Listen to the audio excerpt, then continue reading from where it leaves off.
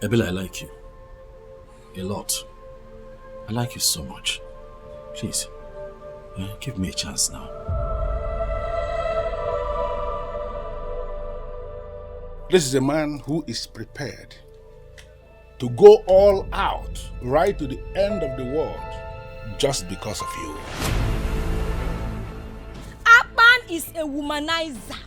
He has slept with all the women in this village. And he's not tired though. I am the center of attraction.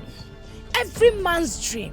And a low life like you can never measure shoulders with me. You see that girl?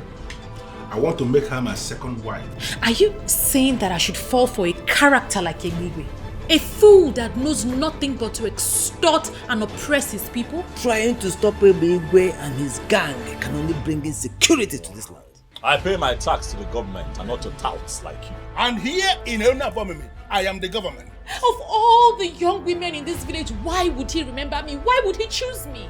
It seems the king and his councilmen have all been bribed. Are you aware you are playing with thunder? And that when it strikes, it is going to break you into smithereens. See? Get it! Try me one more time, baby, and I assure you that I will run you out of your own town. You are very stupid to say that.